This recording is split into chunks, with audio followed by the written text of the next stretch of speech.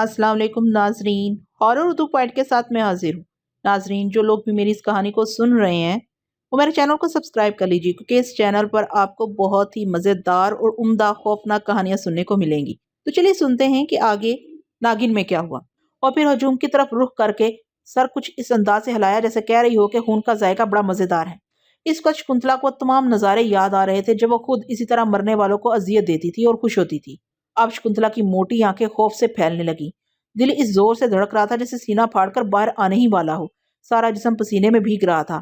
ایسے پتا چل رہا تھا کہ کسی بھی لمحے غزولی کے پھل کی چھری اس کے بدن میں پیوست ہو جائے گی اور پھر بات ختم ہونی شروع ہو جائے گی۔ دلاور بھی اللہ سے اپنے گناہوں کی معافی مانگ رہا تھا۔ ادھر غزولی نے کسی کو اشارہ کیا تو وہ جنگلی آگے بڑھا اور دلاور کے کپڑے خنجر کے ساتھ پھاڑ پھاڑ کر اتارنے لگا۔ شاید وہ دونوں کو ننگا کرنا چاہتے تھے۔ دلاور کے گریبان میں خنجر ڈال کر گریبان چاک کر دیا گیا اور پھر کھینچ کھانچ کر اس کی قمیض اتارنے لگا۔ اسے قمیض کی جیب میں کسی چیز کا احساس ہوا۔ وحشی نے ہاتھ ڈال کر وہ چیز باہر نکالی تو ایک ثانیے میں ایسی چمک ابھری کہ پنڈال روشن ہو گیا۔ یہ وہی بیضوئی روشن انڈا تھا جو گھور اندھیرے میں سورج کی مانند چمکنے لگا۔ اس کی چمک دیکھ کر وحشیوں میں کھلبلی مچ گئی۔ اندھیرے کے پجاری، شیطان کے پیروکار روشنی پھیلتے ہی آنکھوں پر ہاتھ رکھ کر منہ اٹھائے بھاگنے لگے۔ غزولی بھی پلٹی اور کلانچے بھرتی ہوئی تبریشہ سے جا چمٹی تو تبریشہ اپنا توازن قائم نہ رکھ سکا اور شکارا پر جا پڑا۔ ایک ادھم مچ گیا جس کا جدھر منہ اٹھا بھاگنے لگا۔ سائی مچو سچ کہتے تھے کہ عبادت کے وقت چمکتی روشنی ان کے لیے زہر قاتل ثابت ہوتی ہے۔ افراتفری دیکھ کر شکنتلا کی آنکھوں میں بھی امید کے چراغ روشن ہونے لگے۔ جھٹکے مار مار کر اپنی رسیاں توڑنے کی کوشش کرنے لگے لیکن بے سود۔ وہ دونوں بری طرح کس کر باندھے ہوئے تھے۔ اچانک آسمان کی طرف سے تیز سیٹی نما آواز ابھری اور پھر تیز سے تیز تر ہوتی چلی گئی۔ سیٹی کی گونجتی آواز کانوں کے پردے پھاڑنے لگی اور دلاور نے دیکھا کہ آسمان کی طرف بے شمار ہیولے زمین پر اتر رہے ہیں جو لاتعداد تھے۔ زمین پر اترتے ہی وہ تیز سے منتشر ہونے لگے اور دوڑتے بھاگتے وحشیوں کو پکڑنے لگے۔ جو وحشی بھی ان کے ہاتھ لگتا تیزی سے وہ ان کی گردن مروڑ دیتے۔ ہراکاریوں کے لیے یہ ایک نئی آسمانی افتاد تھی۔ پھر شکنتلا اور دلاور کو ایک شدید جھٹکا لگا اور ستون کے ساتھ بندھی رسیاں ٹوٹ کر نیچے جا گری۔ دلاور بے سوچے سمجھے پہلے انڈے کی طرف لپکا اور اسے بائیں ہاتھ میں تھام لیا اور پھر ایک بھاگتے ہوئے وحشی کو ٹانگ سے پکڑ کر گرایا اور اس کے ہاتھ میں پکڑا ہوا نیزہ اپنے الٹے ہاتھ میں تھام لیا اور اسے گرتے ہی وحشی کے سینے میں پیوست کر دیا۔ وحشی کی فلک شگاف چیخ گونج کر رہ گئی اور دلاور اگلے شکار کی تلاش میں چل پڑا تھا۔ اسی دوران اس کی نظریں غزالہ پر پڑی تو وہ لپک کر اس کے پاس پہنچا اور اسے بازو سے پکڑ کر گھسیٹنے لگا۔ غزالہ زوردار طریقے سے اس طرح مزاحمت کرنے لگی جیسے کوئی غیر مرد اس کو زبردستی لے جا رہا ہو۔ دلاور نے اس کی کنپٹی پر زوردار ہاتھ مارا تو وہ بے ہوش ہو گئی۔ دلاور نے ہجوم سے دور محفوظ جگہ پر سے لٹا دیا۔ اسے کسی کی تلاش تھی اور وہ یقیناً کنبوت تھا۔ اسے نظر بھی آ گیا جو ایک کونے میں آسمان سے آنے والے دو سایوں سے دوبدو جنگ کرنے میں مصروف تھا۔ کنبوت کو سامنے پا کر دلاور کا خون کھولنے لگا۔ وہ بچتا بچاتا اس کی طرف بڑھنے لگا۔ بیضوئی روشن انڈا اس نے کپڑوں میں چھپایا ہوا تھا۔ کنبوت بڑا سخت جان دکھائی دے رہا تھا اور بے جگری سے لڑ رہا تھا۔ کئی سائے اس نے گرائے تھے۔ موقع دے کر دلاور بھی ایک ہاتھ میں برچھی تھامے اس کے سر پر پہنچ گیا اور پھر اڑتے اڑتے کنبوت کا رخ جیسے اس کی طرف ہوا تو دلاور نے پھرتی سے بیضوئی انڈا نکال کر ہاتھ میں پکڑا تو ارد گرد کی ساری جگہ دو دھیا رنگ کی روشنی سے نہا گئی۔ کنبوت نے بھی غیر ارادی طور پر روشن انڈے پر ایک نگاہ دوڑائی اور پھر یوں دونوں ہاتھوں پر اپنے پتلے پتلے اور لبوترے سرخ رنگ کے ہاتھ آنکھوں پر رکھ کر چیخنے لگا جیسے اس کی آنکھوں میں مرچیں ڈال دی گئی ہوں۔ دلاور خوب اطمینان سے روشنی اس کے جسم کے ہر حصے پر ڈالنے لگا۔ کنبوت بری طرح چیخ رہا تھا۔ اس کے ساتھ جنگ میں مصروف پراسرار سائے بھی بدک کر لاپتہ ہو گئے تھے۔ کنبوت زمین پر گر کر چیخنے لگا۔ دلاور اسے زیر ہوتا دیکھ کر اور دلیر ہو گیا اور برچھی الٹے ہاتھ میں پکڑ کر زور سے اس کے جسم میں پیوست کر دی۔ لیکن اس کی حیرت کی انتہا نہ رہی جب برچھی دستے تک اس کے جسم میں اتری اور کھینچنے پر یوں باہر آ گئی جیسے لجلجے ربڑ سے باہر آئی ہو۔ خون کا نام و نشان تک نہ تھا۔ دلاور نے دوسرا وار کیا لیکن کنبوت کو شاید اس برچھی کا کوئی اثر نہ تھا۔ اس کی تڑپ میں کوئی اضافہ نہ ہوا۔ لیکن دلاور کو اپنی بچی نوشابہ یاد آ چکی تھی، لہٰذا دھڑا دھڑ برچھی کے وار کرتا رہا۔ تھک گیا تو پھر روشن گولا جیب سے نکال کر اس کی روشنی میں کنبوت کے جسم کو نہلانے لگا۔ روشنی پڑتے ہی کنبوت کی کری چیخیں بلند ہو گئی اور پھر اس کے جسم میں آگ بھڑک اٹھی۔ ادھر شکنتلا کو بھی ہیولے نظر آ رہے تھے۔ وہ سمجھ گئی کہ یہ جن ہیں جو حشکران کے ساتھی ہو سکتے ہیں۔ ابھی یہ فساد جاری تھا کہ زوردار پھڑپھڑاہٹ سنائی دی اور سامری جادوگر کی آواز ابھری کہ سامری کا جادو کبھی جھوٹ نہیں بولتا، ہمیشہ سر چڑھ کر بولتا ہے۔ سامری کی آواز اتنی گونجدار بلند آواز تھی کہ شکنتلا، حشکران اور دلاور سمیت ہر ذی روح نے سنی اور پھر سامری جانے کہاں سے ظاہر ہوا اور اڑتا ہوا ابلیسی مندر میں یوں اترا جیسے بہت بڑا جہازی سائز پرندہ ہو۔ सामरी के दोनों पहलुओं में दो बड़े बड़े पर लगे हुए थे। परों की फड़फड़ाहट से जिन्हों इसके पांव उखड़ने लगे। अब शकुंतला भागकर पनाहगाह तलाश करने लगी, क्योंकि उसे पता था इस वक्त बिल्कुल कमजोर औरत है जो किसी भी तेज धार आले या उड़ती हुई किसी चीज का निशाना बनकर ढेर हो सकती है। इसी उधेड़ बुन में वो भागती भागती एक सतून की ओट में हो गई। सामरी की आमद से हाराकारियों के रहे सहे ओसान भी हता हो गए और जिसका मुंह जिधर उठा भागने लगा। लेकिन सामरी के हाथ में अब एक बहुत बड़ी जलती हुई लकड़ी और दूसरे में भारी भरकम चमकती धार वाली तलवार आ चुकी थी और वो दोनों हाथों को वैश्यों के सरों पर दीवानावार घुमाने लगा और जंगली गाजर मूली की तरह कटने लगे। यके बाद दिगरे उफ्तादे आन पड़ी तो हाराकारी कबीले के मुहाफिज दस्ते ने लड़ना छोड़ दिया और भागने लगे। थोड़ी देर में मैदान साफ हो गया। जंगली या तो भाग चुके थे या इबलीसी मंदिर के सेहन में शैतानी तालाब के पास इनकी खून आलूद लाशें आड़ी तिरछी पड़ी थी। जंग बल्कि कत्लेआम बंद हो चुका था। जिनों की फौज भी गायब हो चुकी थी। सिर्फ सामरी, खुशकरान और दिलावर खड़े थे। हर तरफ खून ही खून था। दिलावर तेजी से चारों तरफ देख रहा था। वह शकुंतला को तलाश कर रहा था, लेकिन शकुंतला कहीं नजर न आई। दरहकीकत खुशकरान और सामरी भी शकुंतला ही को तलाश कर रहे थे। नाकामी पर तीनों ने से जोर जोर से आवाजें दी, लेकिन बेसुध। शकुंतला ऐसे गायब थी जैसे गधे के सर से सींग। अचानक सामरी चौंक कर पलटा और लाशों और जख्मियों को एक एक करके देखने लगा और साथ ही आवाज लगाकर खुशकरान को मुखातिब करके बोला, खुशकरान, तबरीशा और शिकारा को तलाश करो। दोनों इनकी तलाश में लाशें और जख्मी उलटने लगे, लेकिन खौफ दहशत और तशद्दुद से लाशों की शक्लें मसख हो चुकी थी, लिहाजा दोनों को कोई कामयाबी ना हुई। अचानक दिलावर एक जख्मी को टांग से पकड़कर घसीटता हुआ खुशकरान को आता नजर आया। ये कौन है दिलावर भाई? खुशकरान की बात सुनकर सामरी ने पहली बार गहरी नजरों से दिलावर को घूरा और मुतगय्यर अंदाज में देखने लगा कि ये किसको घसीट कर ला रहा है। खुशकरान भाई, इसको गौर से देखो, ये शिकारा है और अभी जिंदा है। शिकारा कौन? सामरी ने इस अफसार के अंदाज में पहली बार दिलावर को मुखातिब किया तो दिलावर इसकी अजीब सी शक्ल को देखने लगा। शिकारा तबरीशा का दायां बाजू और हाराकारी कबीले का कहने आजम है। खुशकरान ने इंकशाफ अंगेज अंदाज में सामरी को मुतला किया तो सामरी चौंक पड़ा। ये तो मजबूत मोहरा है, यही तबरीशा के मतलब बताएगा कि वो कहाँ गया है। सामरी ये कहते हुए आगे बढ़ा और दिलावर को इशारे से एक तरफ होने को कहा। दिलावर सरक गया और सामरी ने बगौर शिकारा को देखा, जिसकी दोनों टांगे बुरी तरह मुड़ी तुड़ी जख्मी हालत में थी। चेहरे पर भी शदीद जरबात के निशानात थे। वह इसका सख्त तकलीफ के आलम में था। सामरी ने इसकी दोनों टांगे पकड़कर दोनों कलाइयों में थाम कर दाएं बाएं की और अपने दाएं पांव से दरमियानी जगह पर जोरदार वार किया तो शिकारा माही बेआब की तरह फड़कने लगा। इसकी चीखें बुलंद होने लगी। वक़्त ज़ाया किए बगैर तबरीशा और शकुंतला के मुतल्लक बताओ कहाँ है, वरना मरने भी सुकून से न दूंगा। सामरी गुर्राहट अमेज लहजे में बोला, लेकिन शिकारा सख्त जानकुनी के आलम में सर पटकता रहा और इसके मुंह से कोई आवाज न निकली। सामरी कुछ देर उसे घूरने के बाद होंठ हिलाने लगा और याहू की आवाज के साथ अपना हाथ बुलंद किया तो सफेद रंग का बुरादा से इसके हाथ में आ गया। यह नमक है शिकारा। सामरी शिकारा के चेहरे पर निगाह जमाकर बोला, अगर तुमने मेरे 3 गिनने तक तबरीशा या शकुंतला का नाम बताया तो सारा नमक तेरे जख्मों पर बखेर दूंगा। इसके बाद तू जानता है कि क्या होगा? 1, सामरी ने कहा तो शिकारा का जिस्म हिलने लगा और वो मुंह खोलने की कोशिश करने लगा। 2, सामरी ने कहा तो शिकारा ने एक हाथ बुलंद करके से यूं इशारा किया जैसे कुछ मोहलत मजीद चाहता हो। जल्दी बताओ, वक्त नहीं है। अब बात सामरी के मुंह में ही थी कि शिकारा एक झटके से खड़ा हो गया। उसके दोनों हाथ बरक रफ्तारी से सामरी की गर्दन को शिकंजे में लेने को लपके, लेकिन सामरी फुर्ती से पीछे हटा और शिकारा, जिसकी टांगें बुरी तरह जख्मी थी, अपना तवाजन बरकरार न रखते हुए गिर पड़ा। लेकिन इसी स्ना में सामरी और शिकारा के दरमियान सियाह रंग का एक धुआं सा पैदा हुआ। इससे कबल के सामरी उपाय करता शिकारा का वजूद अपनी जगह से गायब होना शुरू हो गया। पहले शिकारा का सर, मुंह, हाथ और फिर धड़ गायब होने लगा तो सामरी ने फुर्ती से लपक कर इसकी टांगें थाम ली। अब सूरत हाल कुछ यूं थी कि आधा धड़ गायब और आधा हाजिर था। सामरी के लब तेजी से हिल रहे थे। इसके साथ ही इसने दिलावर को पीछे हट जाने का इशारा किया तो दिलावर खासी दूर चला गया। काफी देर से सामरी शिकारा की दोनों टांगें थामे हुए कुछ पड़ता रहा, जैसे दूसरी तरफ से भी जोर लग रहा हो। सामरी खींचने के अंदाज में पीछे को झुके हुए था। अचानक सामरी जोरदार झटके से पिछली सिमत आ गिरा और कटी हुई टांगें इसके दाएं बाएं आ गिरी और इनसे खून बहने लगा। यानी आधा शिकारा गायब हो गया था और आधा सामरी के हाथ में ही रह गया। सामरी ने दोनों टांगें एक तरफ फेंक दी और तेज से थोड़ी सी जगह साफ करने लगा। जगह साफ करते ही बाएं हाथ की छोटी उंगली से इसने एक दायरा बनाया और आलती पालती मारकर इसमें बैठ गया और मुसलसल कुछ पड़ते हुए जमीन पर हाथ फेरने लगा। खुशकरान और दिलावर इसके दाएं बाएं दायरे से बाहर आकर खड़े हो गए। थोड़ी देर में संगे मरमर के स्याह फर्श पर एक धुंधला सा मंजर उभरने लगा। फिर मंजर वाजिया हुआ तो दिलावर चौंक पड़ा, जबकि खुशकरान भी हैरतज़दा हुए बगैर न रह सका। ये शकुंतला थी जिसे तबरीशा बुरी तरह भी बोल रहा था। इर्द गिर्द दर्जनों वैशी खड़े नारे लगा रहे थे, जबकि शकुंतला हरासा दिखाई दे रही थी। तबरीशा इसके जिस्म से खेल खेल रहा था। अब सामरी ने फर्श पर हाथ फेरा और साथ साथ कुछ पढ़ता भी जा रहा था। منظر تبدیل ہو گیا۔ اب ایک سانپ کی شبیہ نمایاں ہوئی جو کنڈلی مارے بیٹھا تھا۔ اس کے گرد گھٹاٹوپ اندھیرا تھا، سانپ کے علاوہ کچھ دکھائی نہ دیتا تھا۔ یہ اچھا دھاری ناک ہے حشکران، سامری بولا، جس میں تبریشہ کی جان ہے۔ یہ پتہ نہیں چل رہا کہ اس کا ٹھکانہ کہاں ہے، البتہ اتنا پتہ ہے کہ یہ اسی ابلیسی مندر کے اندر ہی ہے، لیکن یہ مندر تو خود شیطان کی آنت ہے، نامعلوم حد تک وسیع و عریض ہے۔ اس کے بارے میں میرا عظیم علم بھی خاموش ہے۔ اب اس کے کارن مجھے اپنے گرو شداد کے بدرو سے ملنا پڑے گا۔ اس کی کوئی ضرورت نہیں سامری بھائی، حشکران خوشی سے بولا۔ کیا مطلب؟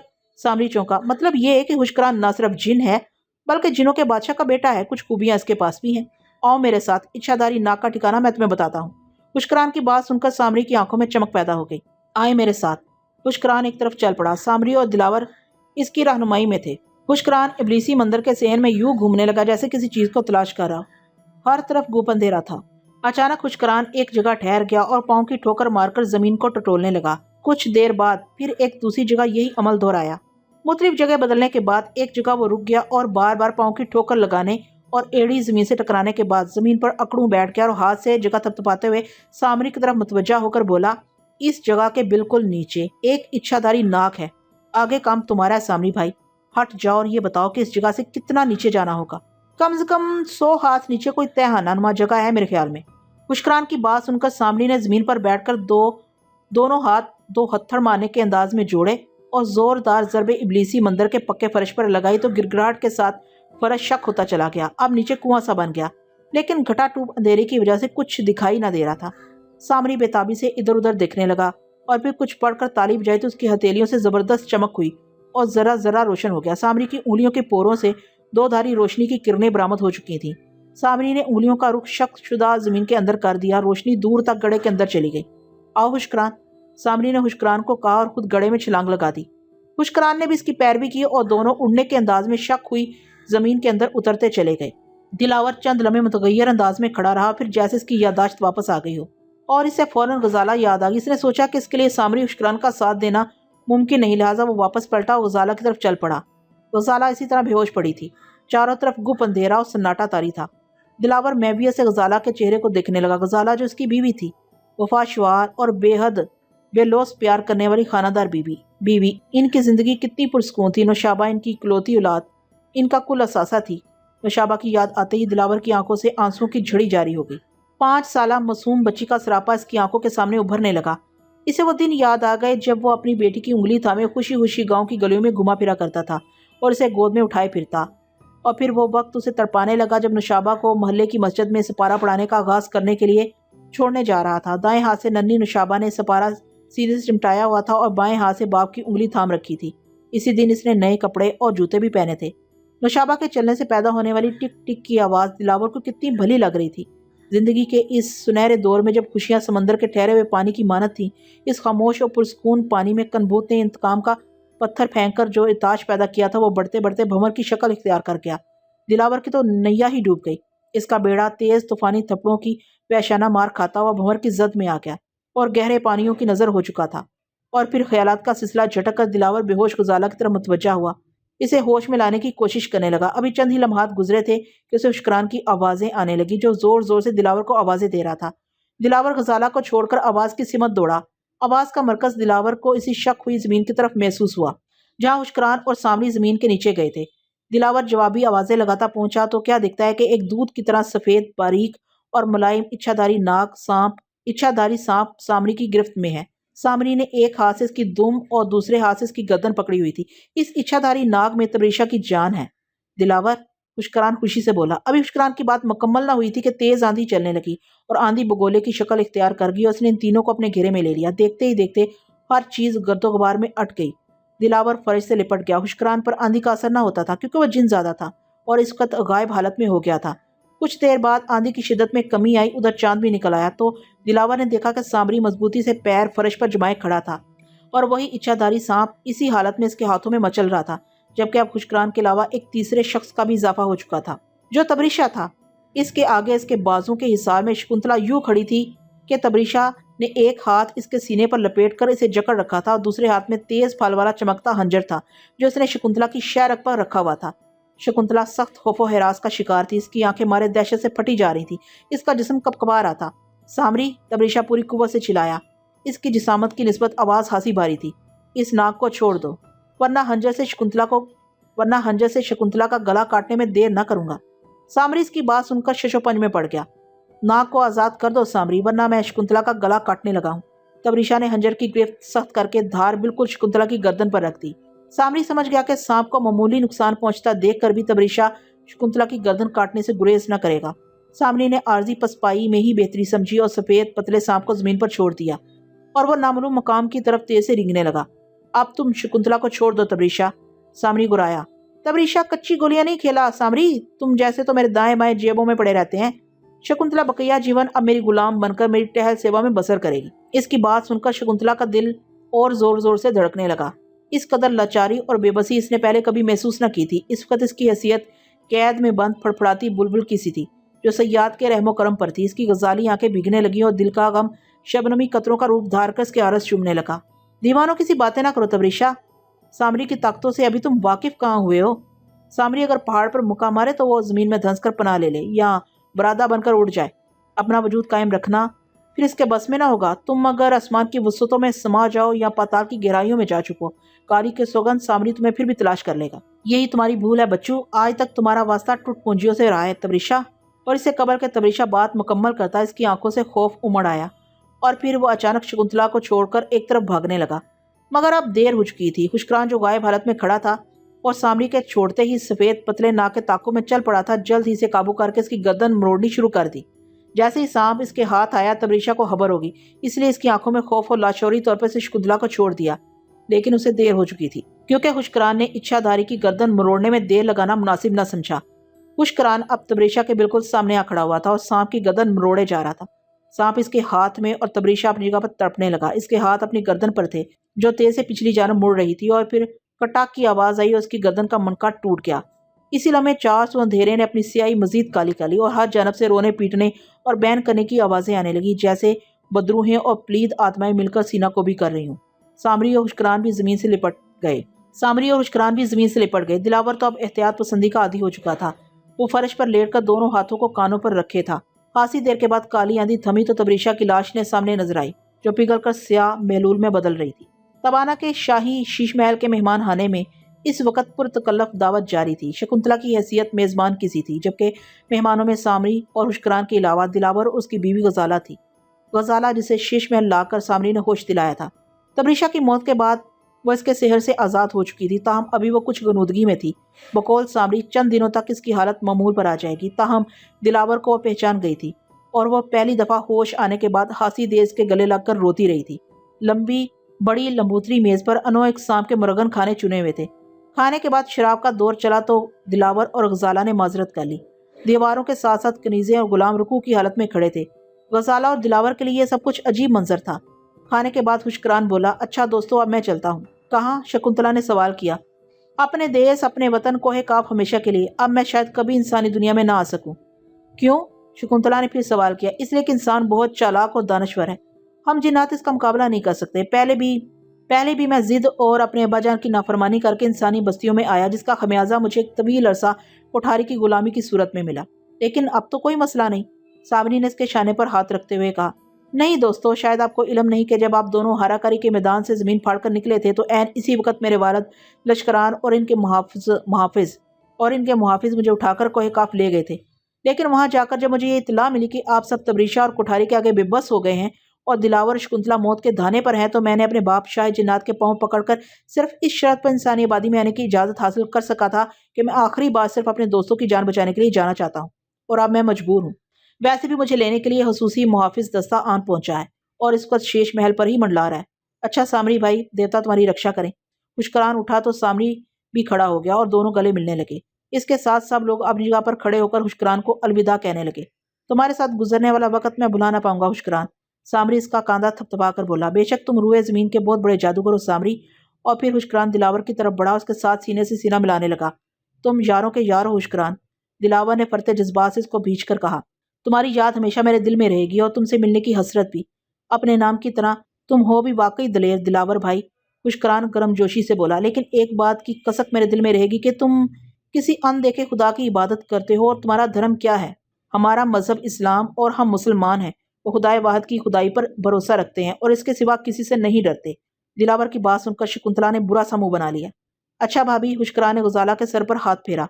आपके साथ ना तो तवील गपशप हो सकी और ना जान पहचान, मगर दिलावर के दिल में आपकी जो मोहब्बत मैंने देखी, इससे जाहिर होता है कि आप बहुत अच्छी और सुलझी हुई खातून हैं। खुशकरान भाई, गुजाला जो अपने होशो हवास में थी पहली बार जुबान खोली। आपका बहुत शुक्रिया कि आपने मेरे मियाँ की हर जगह मदद की और मुझे इस मोजी तबरीशा के अजाब से छुड़ाया। यह कहकर गजाला सर की चुन्नी ठीक करने लगी। आहर में हुशकरान शकुंतला की तरफ बढ़ा तो शकुंतला गजाला जैसी बाहिया घरेलू औरत की मौजूदगी को नजरअंदाज करते हुए धप की आवाज से हुशकरान के सीने से जा लगी और कहा, तुम्हारे संग गुजारा हुआ हर दिन खुशगवार यादों की तरह हमेशा मेरे दिल में रहेगा हुशकरान। गजाला ने झीम कर निगाहें झुका ली। हुशकरान ने शकुंतला को मुश्किल अलग किया और अलविदाई अंदाज में दोनों हाथ उठा दिए। आखिरी वक्त में इसकी आंखें डुडबा रही थी और फिर मंजर से गायब हो गया तो सब गहरी सांसें लेकर रह गए। शकुंतला सामरी इसको शानों से पकड़कर एक तरफ ले जाते हुए बोला, खुशकरान भी बहुत अच्छा था, परंतु तुझे मेरी मौजूदगी में इसके साथ इतनी वराफ्तगी और बेबाकी का मुजाहरा नहीं करना चाहिए था।